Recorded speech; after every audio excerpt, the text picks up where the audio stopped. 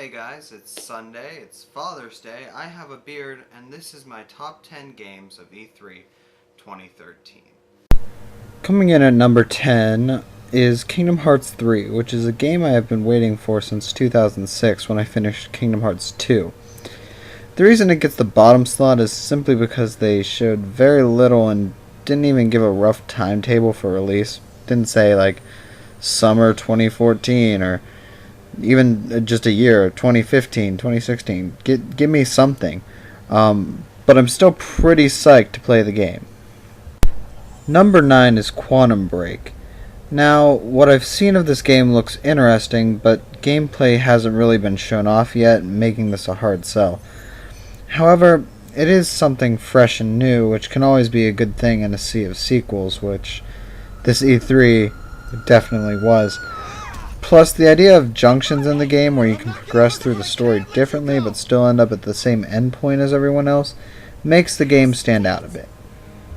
Dragon Age Inquisition takes the number 8 spot. Now, I know a lot of people were disappointed with Dragon Age 2, but I actually enjoyed it, and the story really interested me despite the ending being fairly bad.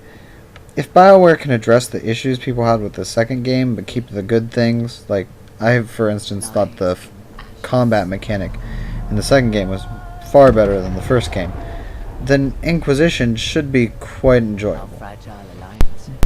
So, the long-awaited Final Fantasy Versus 13 is finally getting released, but now it's just Final Fantasy 15 and it's a main game in the franchise.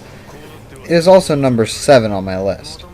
Now, I know that Square Enix hasn't been doing too well with Final Fantasy games lately, with 13 being bland compared to earlier entries in the series, and 14 being barely a game at its first launch. But Final Fantasy 15 was worked on for years by the same team that did the first 2 Kingdom Hearts games, so I have hope for this game. If nothing else, it'll still be pretty. Number 6 in the countdown is a psychological murder mystery thriller called Murdered: Sole Suspect. You play as the ghost of a recently murdered detective and you have to try and find your killer. Not much has been released on this game yet, but it seems like an interesting premise and I hope it goes far. The latest installment in the Assassin's Creed franchise is number 5 on my list. First, I wasn't sure how they would continue Assassin's Creed after rounding out Desmond's story, but with everything I've seen on Black Flag, I'm definitely excited.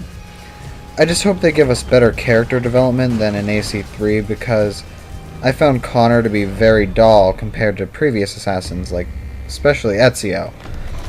I don't see this as an issue since Desmond won't be involved in the story and so they can focus on bringing Edward Kenway to life.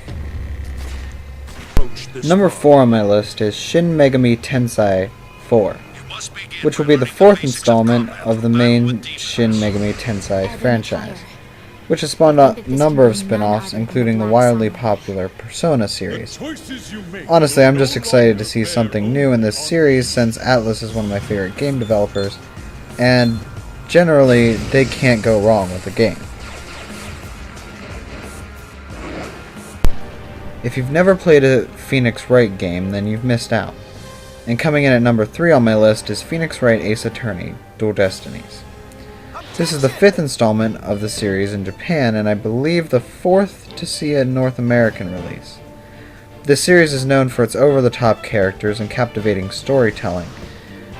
The games don't have a ton in the way of gameplay, with most of it centering around point-and-click crime scene investigation, but each release adds some new features to play with. This time it's some emotional analysis mode, which looks fun. I honestly love Phoenix Wright, and I can't wait to get my hands on this game.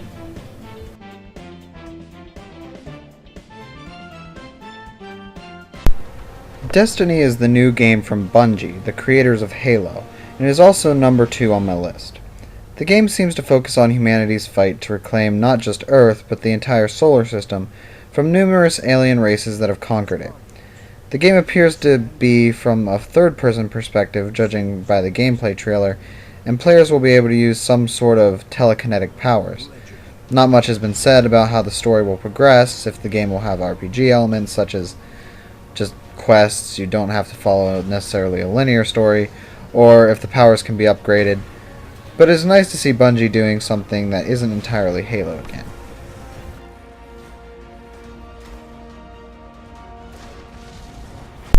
And the number one spot on my list has to go to Batman Arkham Origins. I love the Arkham series of Batman games, and they're finally the kind of games Batman deserves. Arkham Origins doesn't change that.